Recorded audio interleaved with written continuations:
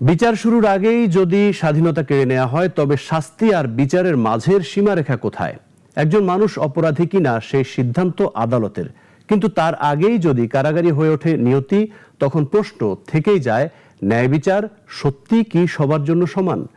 আইনজীবীরা বলছেন জামিন অযোগ্য মামলায়ও মুচলেকায় দেয়া যেতে পারে জামিন, এমনকি শতভাগ মামলায় জামিন দিতেও নেই আইনি বাধা।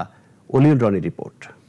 ৬ সালে আমি যখন এনরোলমেন্ট পেয়ে মহামান্য হাইকোর্ট বিভাগে প্র্যাকটিস শুরু করি, তখন আমি জামিন যেভাবে দেখেছি, সেই সময়ের যে হাইকোর্ট ডিভিশনের বিচারকরা যেভাবে জামিন মুক্ত হস্তে অথবা যেভাবে দিয়েছিলেন, সেই রকম রূপটি এখন দেখতেছি না।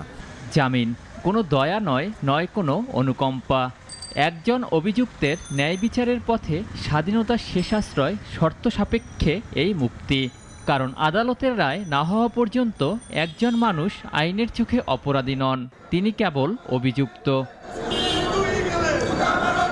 তবে বাস্তবতা যেন অন্য এক গল্প বলে। আইনের স্বাভাবিক সুরক্ষা অনেকের কাছে অন্তহীন এক দীর্ঘশ্বাস। যে অপেক্ষার ভার বইতে বইতে নিভে যায় স্বাধীনতার আলো, ভেঙে পড়ে পরিবার, মুছে যায় সম্মান, থেমে যায় জীবন জীবিকা দুটোই। সময়ের স্রোতে সংকুচিত হচ্ছে জামিন অধিকার। ধারণ ক্ষমতার সীমা ছাড়িয়ে বন্দীদের ভারে কারাগারগুলো আজ যেন ভারাক্রান্ত।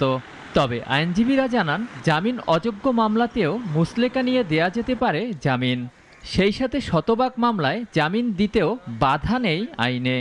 ৯৮ ভাগ মামলায় জামিন দেওয়া উচিত। এমনকি আমাদের আইনে বিধান আছে, থানাও চাইলে অজামিনযোগ্য অপরাধে জামিন দিতে পারে। কিন্তু আপনি দেখাইতে পারবেন গত ৫ বছরে থানা একটা অজামিনযোগ্য অপরাধে জামিন দিয়েছে? দেয়নি। শুধু তাই নয়, যে কোনো মামলায় ১৫ দিনের মধ্যে তদন্ত সম্পন্ন কিংবা চার্জশিট দাখিল না হলে ১৬তম দিন থেকে অভিযুক্তদের কারাভোগ আইনের পরিপন্থী বলেও জানান আইনবিদরা। যে কোনো মামলায় ওই ব্যক্তির ১৬তম দিন থেকে যে কাস্টডি, সেটা কিন্তু আইনগতভাবে তার ফান্ডামেন্টাল যে অধিকার আছে রিলিজ হওয়ার অন বেইল, সেটা কিন্তু লঙ্ঘিত হয়। তবে ভুক্তভোগীর ন্যায় বিচার নিশ্চিত করার পাশাপাশি মামলার ভার কমাতে রাজনৈতিক সংস্কৃতি পরিবর্তনের পাশাপাশি বিচার বিভাগের অবকাঠামোগত উন্নয়নের তাগিদ দেন আইনজীবীরা। এটা আসলে অ্যাসেসমেন্টের বিষয়, এটা গবেষণার বিষয় এবং এটা নিয়ে কাজ করার বিষয়। আইনকে আইনের মতো চলতে দেওয়া উচিত এবং বিচার বিভাগকে সম্পূর্ণরূপে স্বাধীনভাবে কোনো রকমের প্রভাবমুক্ত যেন কাজ করতে পারে, এই পরিবেশটা আমাদের নিশ্চিত না করা পর্যন্ত এ থেকে আমরা মুক্তি পাব না।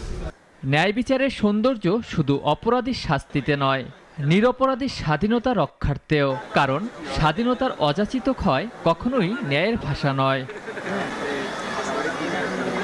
অলিউল রনি, নাগরিক, ঢাকা।